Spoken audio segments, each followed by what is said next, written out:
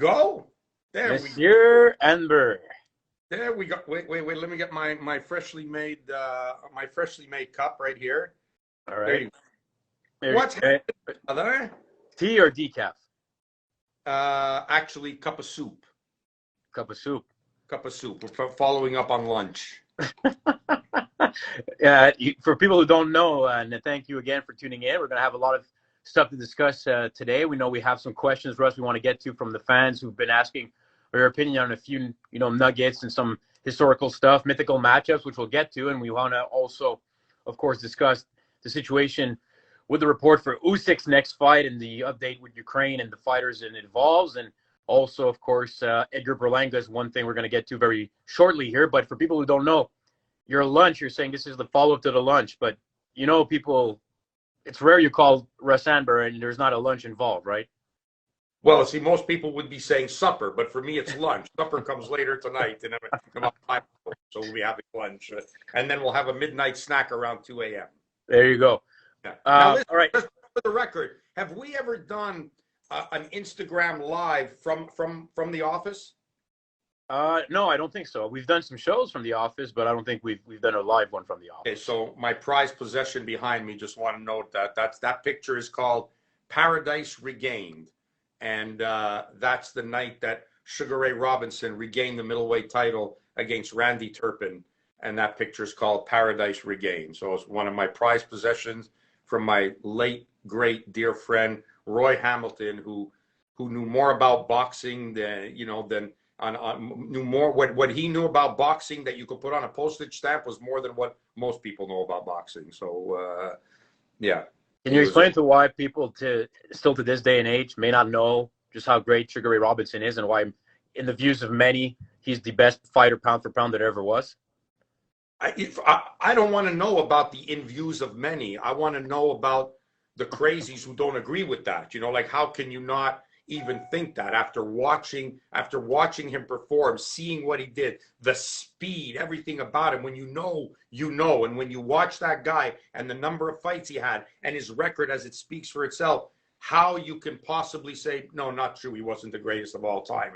That in itself is more baffling than why he's the greatest, is more baffling. How do you not think he's the greatest? So Sugar Ray Robinson against Mayweather at 147, you're saying it's not Mayweather who wins? Look, Sugar Ray Robinson, they nicknamed the phrase pound for pound was coined for him. So that's where greatness started. Everybody else runs second.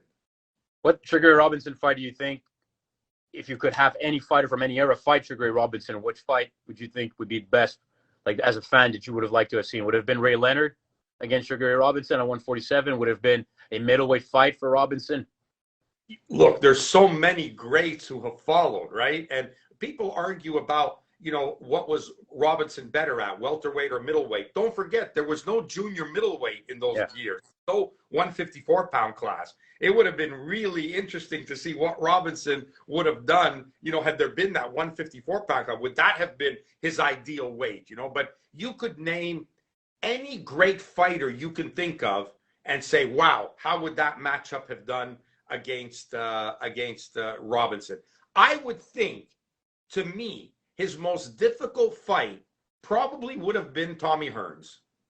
Because really? Tommy was going to be difficult at 47 or 54, as big as he is, as tall as he is. That was always going to be a difficult fight. The same way that it was for Leonard. If you use similar styles, it was a difficult fight for Leonard as well. It was. I mean, the war with Duran, the first fight was a hard fight. The chess match with Benitez was a hard fight. But solving Hearns is a problem for anybody. You really had to be a guy that can whack and get to him to solve him. And we saw how destructive he could have been, at 54 with what he did to Roberto Duran. So, but you could name any of those guys. I mean, imagine the headline outside Madison Square Garden tonight. Robinson versus Hagler. I mean, really? Robinson versus Monzon. I mean, it's unbelievable the matches that you could have made, but he truly was the greatest of all time. All right, let's get to some of the action that happened recently in last weekend in New York on ESPN, a top-ranked card that had a lot of good up-and-coming prospects on it, and also had Edgar Berlanga in the main event against Steve Rolls, Canadian Steve Rolls, that we all know very well. A fight that Steve was a heavy underdog for going in. He ends up lasting a decision and ends up doing probably a lot better than many expected. And Berlanga, who was on the hype train for many as being kind of this indestructible force, was knocking out all of his opponents, has now had a few decisions in a row. And I know you saw the fight, Russ, in its entirety. So I want to ask what's your take on the Berlanga-Rolls fight from this past Saturday night? Well, first of all, is it fair to say that we said last week leading up to that fight that this was almost a make or break fight for Steve Rolls, that he was going to have to show something if he was going to still stay on the scene, still be available for fights, like would this is going to be his telltale fight, moving up to super middle instead of being at middleweight. And he delivered. The kid delivered, like he went out there, looked a little hesitant at first, established himself early. I thought he won the first round simply because, if anything, Berlanga didn't do anything, but Rolls landed a few clean shots, jabs, leaping right hands, landed, so if you just look at, and Berlanga didn't do much, so you can't not do much and also get hit and still win the round. So this is where I thought the judging was going to come into play, because we saw it afterwards. They automatically gave the first round to Berlanga, an uneventful round, but you could see that they were already scoring for Berlanga, oh yeah, he's supposed to win, give him the round. But he didn't win that round. He lost that round. Now, he won the subsequent rounds, 2, 3, 4, 5, maybe even 6. 7, 8, 9, I gave to him in a row, as did, I believe, Andre Ward gave it to him in a row. And I gave him the last round. So being critical, and I was trying to, because I didn't want to be a homer, I thought he got at worst a draw in this fight. You might be, sometimes he probably could have been a little bit more active. I think there should have been a certain urgency from them that you're winning, especially after he had the 3 good rounds in a row, knowing how dangerous Berlanga could be. There's probably a little bit more he needed to do to get the win, but I thought for sure at worst he gets a draw out of it. And at least he proved that he still belongs and that they can put him in with other guys. So a fantastic moral victory for him. And even though Berlanga, who now they're calling Borlanga, is got the W, his stock, I think, dropped significantly in that fight. So interesting that Berlanga, after steamrolling guys, and we see this a lot in boxing, where at an early stage, when you're fighting fighters that are less qualified in the rankings, you can have success, and sometimes people get a little bit enamored with the power you display early in your career, but the true test of whether that power carries over is when you step up in opposition, right? So I think at this stage, would you say Berlanga is ready for the top 10 in the super middleweight division, or you think there's still some development to do now? I think that's the key question, Matt. That's a very good question, because I think that's what the trainers and Top Rank wanted to see. They wanted to see an improvement. Okay, you're not going to knock everybody out. Great, we know that. It's very rare that you get someone that keeps knocking guys out. How you win without knocking someone out is really the key to how good you are as a fighter. And I don't think they're seeing the improvement that they expected to see in Berlanga, in the prospect that he was. Yes, you can win by knocking guys out. Show us you can win without knocking guys out. Show that you can dominate rounds. You're not getting hit. You're beating guys much in the same way. And you got to tip your hat to Xander Zayas, who was on the card as well. Yep. An upgrade in opponent quickly, somebody that he wasn't going to blast out of there, someone who was tricky, not only tricky, but tough. And Berlanga found way to win without knocking him out. That's the key to proving how great a fighter can be. You can run off consecutive knockouts. You're hitting guys, knocking out, hitting guys out. Okay, all well and good. Eventually, when you get to the top of the pyramid and that you get that fine point, you start getting real fighters who can really fight and understand the science of boxing. And how do you beat them when you're not knocking them out? Because they got good defense, they take a shot. How do you win? That's the key to greatness. And I don't think he's passed the test yet. So there's work to do. He's got work ahead of him to do. And not to say he can't do it. He seems to be trying to build a great team around him. Like Rosier is there, Andre Rosier is there, Kay Koroma was in the corner. They brought in Mickey Bay. I think there's a lot of boxing knowledge around him. How much does he absorb? How much does he take? How much does he improve to show that he can win without knocking somebody out? I think that's a major factor that has to be answered. I don't know if you remember. I don't know if you remember, but you kind of lived through the same thing in a sense when when you had David Lemieux early in his career, knocking everybody out. I think the first fight I remember at the casino that he ended up going a decision with was against Jason Nogler, who took a beating in that fight, a bad beating, but he withstood the test, and David was able to still win some decisions for a long time until he met Marco Antonio Rubio, who David blasted for a few rounds, but then ended up losing with Rubio turning it around, and you had thrown the towel. So you remember kind of that feeling with David, how much he used to get confident as the fights would go early in his career, because at some point a fighter starts, and used to say this to the media, fighters can fall in love with their power and think everyone's going to drop, but eventually someone won't. That's the thing. Now, you can be a guy where everybody drops and you can go for the knockout in every fight, but you have to have the physical capacity to do so. And David didn't believe that. David thought if he hits a guy early, it's going to be a wrap. And he learned the hard way that wasn't the case. And then kind of like came together afterwards and started to understand that. If Berlanga went out there and was bombing away for 10 rounds and couldn't get rolls out of there, but was bombing away, throwing, working, bang, bang, really putting it to the guy, and the guy just survives, that's fine, because you can win rounds that way. But when you're not doing much and you're just kind of waiting, and Rolls is moving, boxing, a little step left, a little step right, moves, bing, bing, throws the jab, throws the lead right hand and lands, and you're getting hit with that, and you keep repeating the same thing over and over again, and you're not bringing your best weapon to play, you're not bringing that into play to throw shots, that's where people start looking back saying, he's not doing well. He's not improving. There's no, we're not seeing a significant difference. Oh, he can't win if he doesn't knock you out. So, yeah, I think there's definite work to be done. And always remember this. Like, this is something that you always have to remember. A lot of guys can win by knockout. It's how you win when you're not knocking guys out that really define how great you are. Yeah, and interesting comment from Luke Vincent, we know very well, who was in the corner of Steve Rolls as the cut man, and they felt, of course, that Steve did enough, as you said, to at least maybe merit a draw in a much tougher fight than expected for Berlanga. And he's saying that, look, Marco Antonio Rubio of back then would have defeated Edgar Berlanga. So some people are down on the stock of Berlanga. Clearly, it's going to be interesting who they match him up against next in the super middleweight division. And it's up and coming because it's top heavy, with Canelo being the undisputed champion and likely moving up, maybe vacating some belts. Then you have Benavidez against David Lemieux. Is going to be an interesting fight in May on Showtime, and actually a very offensive fight on paper. And you have guys still like Caleb Plant around, and Charlo if he moves up. You have some top heavy guys, and then I think there's a youth movement possibly that Berlanga is kind of in, but he may not. He might have to develop a little bit more skill set if he's going to compete for a title.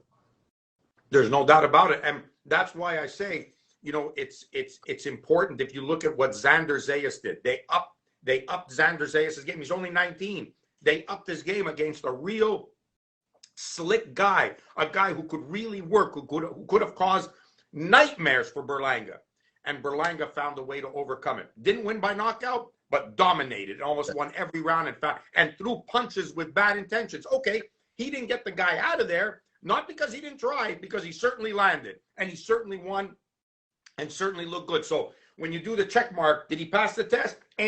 Sure did. Yeah. Click, check mark, he sure did. Just interesting comment here from Eric. I can't read the whole name here, but saying that he thought there was too many people giving instructions to Berlanga in his corner in between rounds. I don't know if you felt the same way, but even if you don't, Russ, like, is that something that sometimes can be tricky if you have a lot of experience in the corner, but who's the actual chief second and the voice guy who's giving the commands in the corner? Yeah, I think what that showed to me was not who was giving the instructions, but who was receiving them. And I think they're having that problem of trying to get the message through to the kid. And I don't know this for a fact, okay? I don't know the guy, so I can't say. But when you see that, it's like you bring in people because you're trying to get a message, and he's not listening to one person, so you figure, somebody else comes in and gives the advice, he might listen to him. That's what it seems like to me. So I question how much of a sponge Berlanga is, how much he wants to learn, because Andre Rozier's been around the game a long time. He knows the game. He understands what it takes to win at a top level. Yeah. Kei Koroma certainly does. So why are you having to bring in all these guys? It's the fighter that counts, And why isn't he absorbing that plethora of information that they're giving to him? Why is he not able to absorb that and do what he should do to make himself look like the prospect that he was and that Top Rank expected him to be? Right. And just before we move on to some of the action in the news and the reports with Usyk and Joshua, how about on the undercard? I know that you wanted to talk about Bruce Carrington real quickly as a fighter, as a prospect. He's young. A lot of people maybe don't know him just yet. It was only his third professional fight, but he looks like the real deal at either 130 or 135, whichever division he ends up fighting in. I really liked him. I really liked what I saw in Carrington. You know, ready to walk you down, ready to take it to you, dig shots on the inside. You know, I think he's ready to work. He throws with authority. He's happy to be there. He wants to hustle.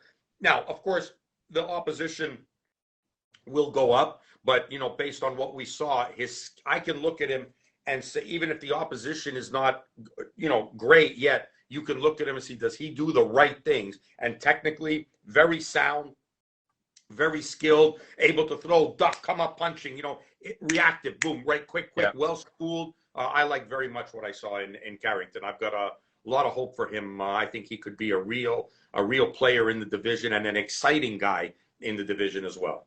And finally, I just want to do make a little comment here about Tony Lewis, Canadian Tony Lewis, that we've known for so long. He was also part of the preparation for Maslam McDennis, a fighter I work with here in Montreal, and Tony did some sparring as well with Omar, one of the kids from Ring 83 here in Montreal. And he came another fight that a little bit like the Steve Rolls. A lot of people thought that Tony deserved a better fate on the cards. I know you didn't get a chance for us to see the entire fight. He fought against a prospect by the name of John Bauza, and I thought Tony, it was very close at times, rounds where it was kind of hard to score, a little bit awkward, but I thought he did well, and I think he'll get another shot in the Canadian rankings, of course, or depending on the situation. We know he can draw a crowd in Cornwall, his hometown, at 140. I thought Tony, credit to him for at least putting up a heck of a fight and probably deserve a better fate. And I'm not sure where the next step is for John Bauza for Top Rank, but I think, maybe a rematch down the road with Tony or somebody else in the 140-pound division. But I thought Tony did a good job after a long layoff, and I hope he gets another opportunity soon. Look, I didn't get to see the whole fight. I was driving back from an event, so I didn't catch it all. But then when I started looking online, I couldn't believe that. Like when I saw the scores, I thought, oh, Tony gave it a good try. But, you know, one judge gave Bauza every round. Another one gave him, I think, 6 of 8 and 7 of 8, you know. And I thought, okay, he didn't win. But everybody's saying, no, he won the fight. No, he blew Bauza out. Oh, he walked him down. He took it to him. After the first 2 rounds, it was Tony Lewis all the way, blah, blah. So I thought, wow, this is crazy. And I know some people very well connected who agreed that Tony Lewis should have got the win, you know. And it hurts me when you see cards like this again. You know, you see cards like this that are almost written out before the fight happens, or they already have a preconceived winner in their mind. And unless you do something spectacular, they're giving the round to who they have as a preconceived winner. You know, and that's not fair. They're not judging it neutrally and saying, okay, who's landing, who's aggressive, who's pressing the action, who's got good defense, you know, putting all those things, who's winning, just as if they didn't know anybody, but they don't. It seems like because they're human, they have a preconceived notion for who they're working for, who they expect to win. So it's like they have a bias, and in order for the other guy to win rounds, he has to do exceptional things. And I didn't see that in the replays I saw. The little bit of the fight I saw, I didn't see that this was Bauza every round. Yeah, no problem. No, that didn't happen. That's not reality. So, yeah, 100%. I don't know what to do anymore. I mean, is it time to revisit how we score fights? Because it's starting to become sickening the world over. You know, the UK, here, you know, bad decisions where 3 men sitting at ringside control. Sometimes women, right? And control the destiny, 3 humans, control the destiny of 2 men in the ring, and whether they're going to make 100,000 their next fight or they're going to make 10,000 their next fight. You know, it's not right. Or millions to 10,000. You know, it's just not right. A perfect example, if we go back again, rehash this. You know, the scorecards that were given in the Teofimo Lopez-Lomachenko fight, where Julie Letterman had it like 10-2, like Loma wasn't even there. You know, like how. Come on, man. You can't be doing that. There has to be a way that we can correct this on the spot. Maybe it's time to change how we score and have more people doing it, something, there has to be something done, votes that cancel out each other's votes, like there has to be a better consensus of how we score fights because it's just starting to get too stupid. And I think, if I'm not mistaken, Ben Shalom is trying to, from Boxer, the new promotional company in the UK, is trying to come up with a way to introduce new scoring to avoid the decisions that they're seeing, like the Josh Taylor, Jack Catterall fight, like where everyone's saying bad decision, that somehow they're held accountable. Okay. Johnny and what about the argument for what about the argument for open scoring? Do you think that would change anything? No. Open scoring doesn't make it good because you have open bad scoring is not good. Yeah, but the fighters may know. The only good thing about it is the fighters might know if he's about to get robbed or not. Okay, so he knows he's about to get robbed. He's winning rounds and you're not giving it to him. What does he do? Well, then I'm just saying in some cases it changes a little bit of your strategy in the second half of a fight that you expect to win because you think in your mind you're winning, but wait a second, the judges have the other guy winning? Okay, I gotta do more. But what if your strategy is the right strategy and you should be winning and they're just not giving you the rounds? Now you switch to a worse strategy that might get you beat, because No, I agree. That's why I think a lot of people think open scoring is the end all be all, but it's not. In fact, it even takes away sometimes some of the drama in the later rounds. So I think you're right. It has to be better competent judging. Open garbage is just is still garbage. It doesn't matter. You need to find a way that you make it better. It has to be more accountable. It has to be more of a consensus. It just can't be, that's what I saw. And, Johnny, like I was saying, Johnny and Lewis got demoted by the British Boxing Board of Control. So if the British Boxing Board of Control saw fit to demote him because they didn't feel he's competent in what he's doing, then ergo his card is wrong. So if his card is wrong, Taylor doesn't win the fight. So, how does that make sense? Has he been demoted officially? Yes. Okay. Wow. Yeah. That's a good point. How do you demote a guy, but his card is still good? You're saying he's wrong. You're saying he's no more good to judge those fights, but his card is still good. It's, a little bit illogical. So, yeah, I agree with the comment this year. The judges need to be more accessible to defend their cards. But this is not different, though, than in most sports. Like most referees, when they make big controversial calls, whether it's hockey, football, whatever, they don't want to defend their call. At least now we're getting more and more of the instant replays in sport, which are not determined only by the officials on the field of play, but also who are watching the television monitors to at least get the right call. Judging, of course, is different. So maybe we need to have a bigger panel of people judging to come up with a bigger consensus. And it could be a panel that's derived from different places. You could have a panel of judges coming from the media. You could have a panel of judges coming from that. Wait. You're opening a can of worms there, Russ. Maybe so, but think about this. You can have media judging. You can have fans judging. You can have judges judging. You can have the commission judging. You can have different people doing that and see what consensus you come up with to find who the winner of the fight is, because it's just become too wrong now where three people judge a fight and the rest of the world and the 20,000 in attendance are saying, no, he didn't win. How can you try to shut Yeah, but it's not always that straightforward. It's not always that straightforward. Like now, in some cases, yes, it's everybody agrees one way, but in many cases, there's arguments to this day about certain fights of who won, who didn't win, but we have to try to eliminate the robberies as much as possible. Who complains? Nobody complains about a close decision. And you could be a very tight fight. One guy wins it by one round or one guy wins it by another. It's a tight fight. Okay, it went that way.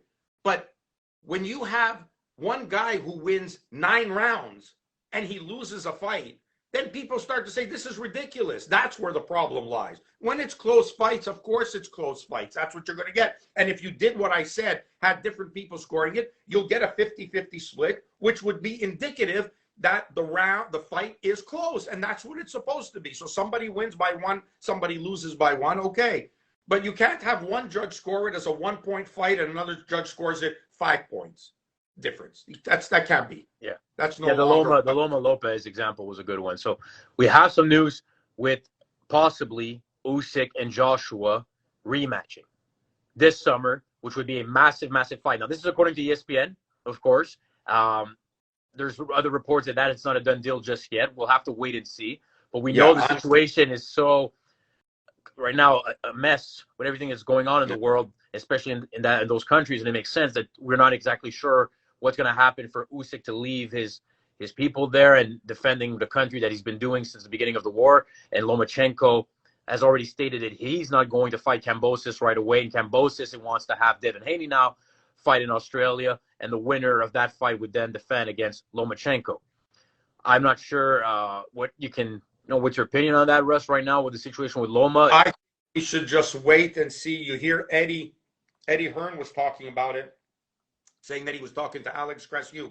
One day we're in, one day we're not, one day it's a go, one day it's not. It's the situation is too volatile, because even if there was the intention of, yes, we're going, if something even more severe happened in this Russian attack on Ukraine, it could cancel it all. It might cancel other things in the world that we don't even know about yet. So I think we should just all relax, our fingers crossed. The most important thing is for the safety of what's going on, of the Ukrainian people, of what's happening to them. I got an email the other day from a Ukrainian lady who's a customer of ours, who buys rival equipment. And the horror that she wrote in her email just gutted me. And she had to leave her country and now is looking to survive. She went from being a businesswoman, a thriving businesswoman, to now trying to survive, to eat in a foreign country. It's very bad, and the world has to take note of this because it's crushing. The Kambosos option, if it was to be Devin Haney now in Australia this summer, June, maybe July, but I think June is the plan for Kambosos, who hasn't fought since winning, of course, against Lopez. Do you still believe that Devin Haney, I think if I recall correctly, you think Haney is a live dog, or maybe even a slight favorite against Kambosos? But I will say this, I'm really fed up of hearing or reading about both going back and forth on Twitter. It seems like every other day without an official announcement. I've never seen something like this with the lightweight division right now, and with many of them, maybe outside of Loma, going so much on social media, but yet not much fights happening. So do you think, let's say if Haney and Kambosos does happen, what's your first impression? Is Haney the favorite, or is Kambosos the favorite? I think it's probably a pick'em fight. I think there's a lot. I think, Kambosos has already improved 25% to the fighter he was prior to winning against Lopez. He's already a better fighter. Now the fight's in Australia. He has a nation behind him because of what he did. The victory over Lopez really gave him this adrenaline boost, this confidence that he can overcome anything.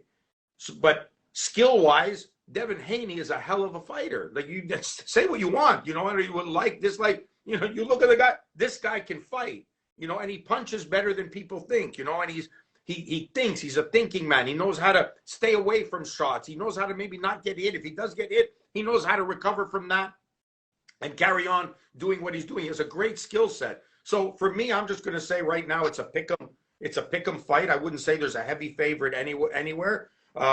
Slight advantage Kambosos because it's in Australia, so the little extra round for the hometown boys. But I think it's a hell of a fight. I think it's a very different style fight, though, than the Lopez fight. I don't expect it to be as back and forth from the get-go, as I think it'll be a much more patient fight from both men. Could be for sure.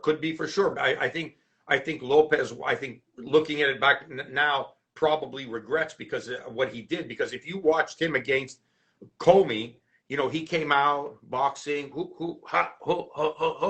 boom, he landed a shot. They both exchanged. He exploded with a shot. One shot, the fight was done. Right? With this one, he came out, told everybody, guys, I'm coming. Get ready, I'm coming. And he's bombing away from the very beginning. I think when he looks back on that, he might regret having done that because he took away the element of surprise, from his arsenal. Well, we just have a comment here from in the feed from Nico, who says that in Australia, Haney would have to win by knockout to get a decision. If you ask Pacquiao, referencing the Pacquiao-Jeff Horn fight, I will say, though, that I don't think Manny Pacquiao would agree that was his best career performance. Even though you might believe that he deserved the decision, I don't remember exactly scoring it round by round. I do think Pacquiao had done enough to win a fight, but he didn't look his best against Jeff Horn. Not even close. He looked even much better afterwards, surprisingly, Pacquiao, in fights against Keith Thurman, for example, than he did against Jeff Horn. But do you think really? I don't recall many significant fights in Australia where it was an international guy coming in fighting a hometown fighter in Australia. Do you recall any like major? This would probably be right up there as one of the biggest from at least a North American interest point of view. Azuma Nelson and Jeff Fennick. Okay, but back then, was there that much North American coverage for that fight? I'm not sure. But Jeff compared to right now, the lightweight division is hot. Like, I think Haney, Kambosos would be a bigger deal. Although, of course, that fight, that rivalry between Nelson and Fenech ended up being a heck of a rivalry. Yeah. I think what we have to look at here is exactly what Nico says here. Anytime we're saying things, whether it, let's say the fight would have been against a British guy in the UK or against a German guy in Germany, this notion that, oh, that's it, you're going into the guy's hometown, can't win. We have to stop this notion has to stop in boxing, this corruption that you can't go into someone's town. And they always complain about, oh, you can't win up there, oh, you can't win there, oh, you, and one of the examples, which fight? Well, we know in the past it's happened, decisions in the hometown of the other fighter that went to the road fighter. Hopkins against Pascal in the rematch is a clear example of that. Of course it is, but no one remembers that. But they'll criticize you if you lost the decision in Montreal against a Montreal fighter. They'll say, "Oh, you lost in a local decision." What was the fight that we saw recently that was in the UK? That was in the UK, where? No, but wait, you're talking about the Scotland fight between Taylor and Catterall? No. John Ryder and Danny Jacobs? Yeah. And they said, oh, they gave it to the British kid. The British judge gave it. The British judge gave it to Danny Jacobs. You know what I mean? The British judge gave it to Danny Jacobs. He didn't give it to John Ryder. So, sometimes you have to look at that as well. But I think this notion, like what Nico said, oh, whenever you go somewhere, you can't win. That's not fair. We have to, that needs to be removed. That's why the scoring needs to be improved. There's only, we're out of 10. But there is one thing you said. I just want to reiterate. We've come to the world now of blah, blah, blah, blah, blah on social media. Everyone, telling them what they had for breakfast, what they did, the free insults of how, I love the way fighters will say something to fans. We put our lives on the line. Don't criticize us. We do the best we can. You're a keyboard warrior. You're saying this from your keyboard. You've never been in the ring. But then you turn around and try to humiliate your opponent on social media, by doing the exact same thing, and then they say, oh, no, that's selling the fight. If you have to sell a fight that way, the fight's not worth having. If you have to sell it that way, because if a fight is good, you don't have to sell it. It sells itself. 80,000 people packed Wembley to watch Usyk and Joshua. They didn't say a bad word between the two of them. Look, you're not going to get an argument from me. I mean, sometimes bad blood that's legitimate and it ends up having a fight in the ring can end up being a heck of a fight. We know about Barrera and Morales, for example, and there's been others. But at times, many of the great fights, whether it was Gatti Ward or Cotto Margarito, the first one, not the rematch, of course, had a lot of respect between the two teams. And it was just an all-out war, right? And sometimes you saw fights with a lot of talking that end up doing nothing in the ring. No. But even now we're seeing every fight somewhere. They do the weigh-in, then they say, okay, everybody face off. 4-round guys are coming up to guys with their head and pushing them and stuff like, well, you're the undercard. No one cares about you. You're the undercard, and they're trying to make a big deal because they think that's the way it should be, So that stuff, I don't like that stuff, Matt. I'm not into that. Do your thing and fight. And say hi to Avni Yildirim. That's nice that he joined. I liked working with him. Avni, who, of course, was involved in several big fights a few years ago in super middleweight. I don't know if he's fought since the loss to Canelo, but has had, of course, a very stellar career, and we hope to see him in the ring again. Russ, there's only a few minutes left. I know we have some questions from fans as well we want to get to, but this weekend, fights in Quebec City, in 12th Friday night, headlined by Mikael Zuzki, who's fighting his opponent, the Mexican fighter, Carlos Ocampo. Only loss was against Errol Spence in the first round by knockout to the body. So it's a tough fight for Zuzki as he's trying to force maybe a title fight or at least a significant fight at 154 pounds. And it's going to be fans there. And Saturday, I'm at the casino calling the fights. You'll be working one of the fights on the undercard of the Mbilli fight main event. Christian Mbilli, who's currently a top 10 ring-rated fighter at 168 pounds. He's fighting his fellow Frenchman, Najim Mohammadi, who some will remember having fought Sergey Kovalev and Vosdik at the time. He's a bit later on in his career now. It's a good rivalry fight. And you'll be on the undercard of a fight for Frazier, of course, Joshua Frazier, who will be in that show. So I just want to have your take, though, on Christian Mbilli, 168 pounds. We were talking about Berlanga before. You know, that's a fight I'd like to see. Mbilli against Berlanga. Before I answer that, I got to give a shout out to Big 12 Boxing with all the Jamaican flags there. Heavyweight from Jamaica, went to the Olympics, now turned pro. I was in his corner for his pro debut in Brampton. He'll be in town supporting Joshua Frazier, who I'll be in his corner with. Joshua going after his third pro win. So I'm looking forward to seeing Big 12 there. Look, Mbilli, you know, he's got prospect written all over him. Olympic Games bronze medalist, you know, comes to fight. I think he's adapted greatly to a new lifestyle in Quebec and a professional style of fighting.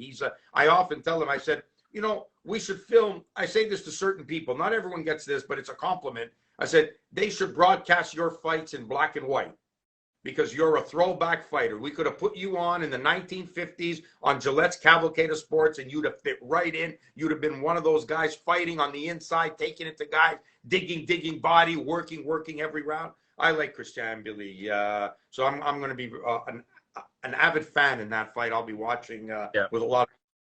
Yeah, it's going to be fun. I think he has all the makings or the skill set of the volume punching. He's maybe not well known right now inside of Quebec and outside of France, but I think you'll notice that if you watch him Saturday and you see him in the rankings coming up, he will not be an easy fight for anyone out there. He really throws a lot of volume and good power. He fought Ronald Ellis in his last fight, who's Canelo's main sparring partner, known for surviving. It ended up being a distance fight, but Mbilli dominated for most of the stretch of that evening.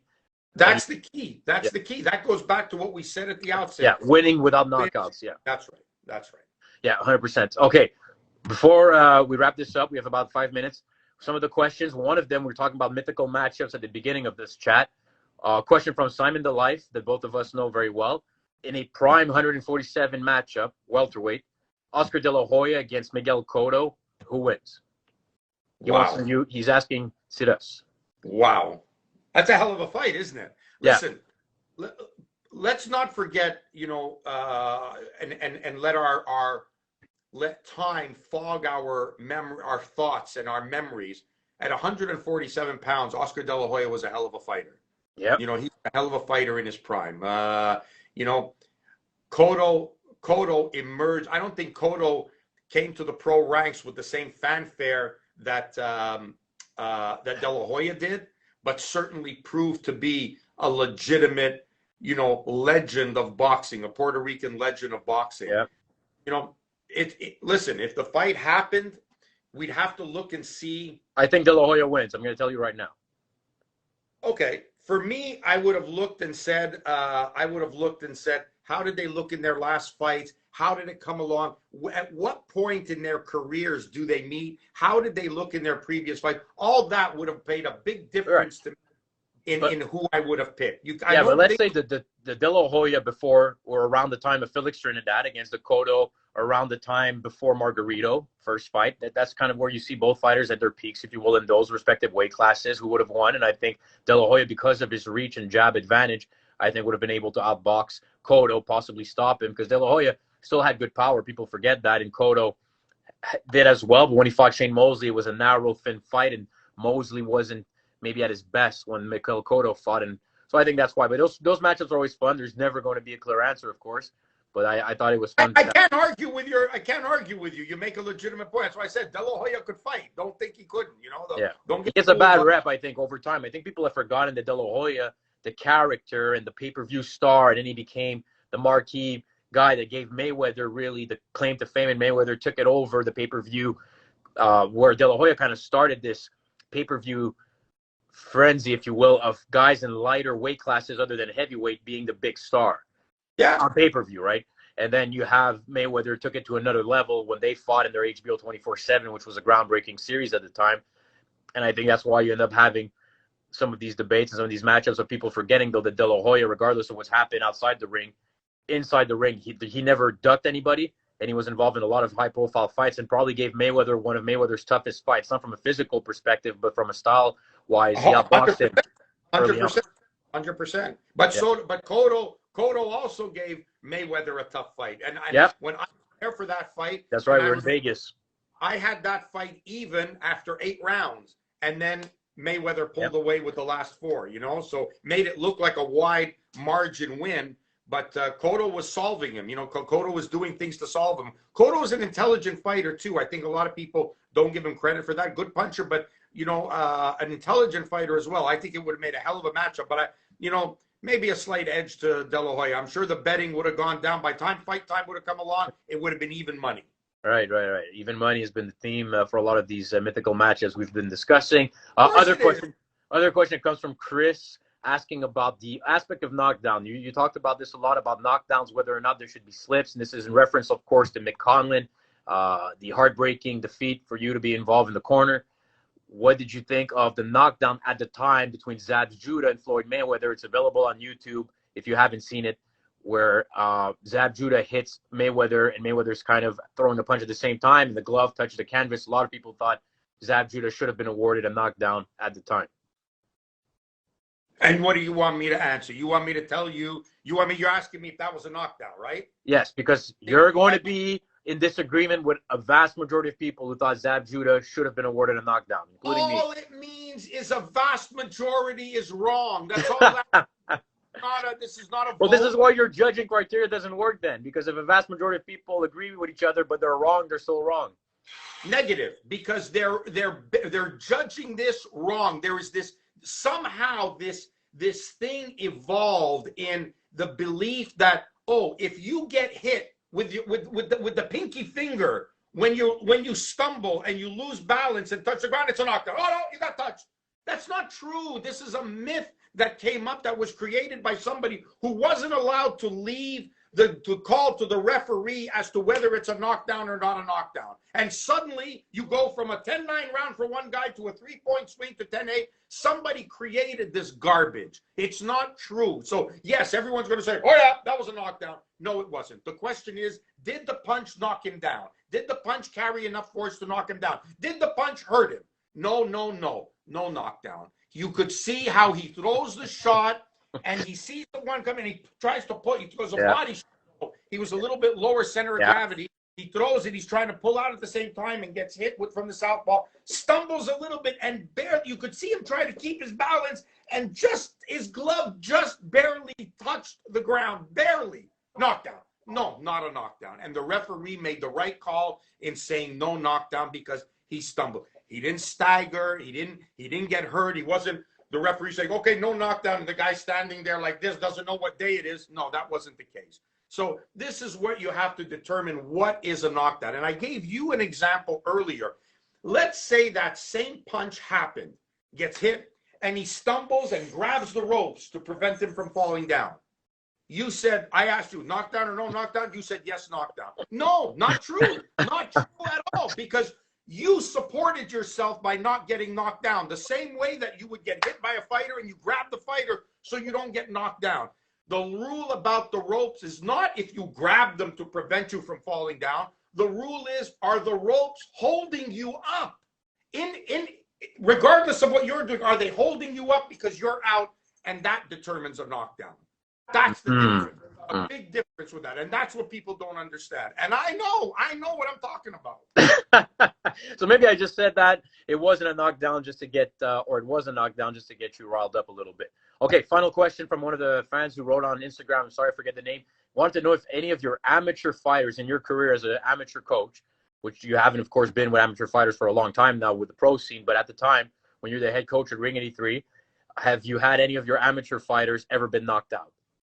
Sadly, I have to answer in yes. I'm happy to say that I could probably count them on one hand in the number of hundreds of fights that we've had. But sadly, yes, we've suffered a few knockouts. Worst knockout, I would say, that I ever had my fighter suffer after being a member of the national team, after winning gold medal at the Commonwealth Games, after being ranked number 1 in North America at a time when being number 1 in North America meant something. We had to go through the formality of fighting at the Canadian Championships. My fighter was Ron Donaldson. My fighter was well ahead on points, winning the fight. went to throw a shot. The guy had his head down and threw a shot out of nowhere. Yeah, Hail Mary shot, right? That nobody saw, and bang. And Ron had one of the best chins on a fighter that I've ever had. And this guy was a good puncher. I forgot his name. It was Dwight Fraser's fighter, actually, who did that. I have to ask Dwight, remind me his name. But he stopped Ron Donaldson, knocked him out. That was the worst, I think, knockout that I ever suffered in the amateur rank, that a fighter of mine ever suffered in the amateur rank. So, and Ron went on, didn't end up representing Canada at the 96 Olympics, but represented Jamaica at the 96 Olympics and lost to the gold medalist. There you go. All right, everybody, thank you again for your questions, for tuning in. It's already been overtime allocated, and we did an early Instagram live this evening, of course, because, Russ, I'm sure you're aware, for Canada, this is a big evening, right? You got your television set at 10 p.m., correct? What's at 10 p.m.? It's World Cup qualifying for soccer. Canada can be officially in the World Cup in soccer for the first time since 1986. Great. I knew you'd love that one. All right, so Expos. I'm going on Sunday. For anybody who's listening, Sunday, I'm going to be at Expo Fest, the one that's been postponed 2 years. So I'll be at Expo Fest on Sunday. So I hope to see people there. Dad, you want to bring back my sport? Bring me back my baseball team. You're going against the tide of the youth, right? Everything I do is against the tide.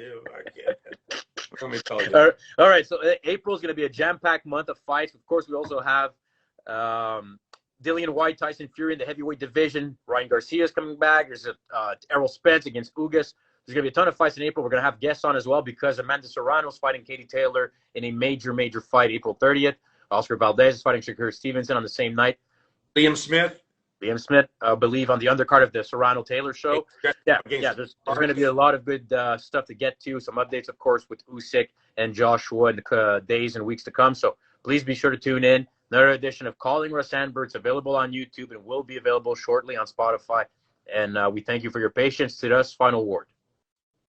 To answer Luke's question, I have shorts on, as usual. It's above zero. I now have shorts on. So 0 Celsius, yeah. No pants. All right. Take care, everybody. Have a good evening. Thanks, guys. All right.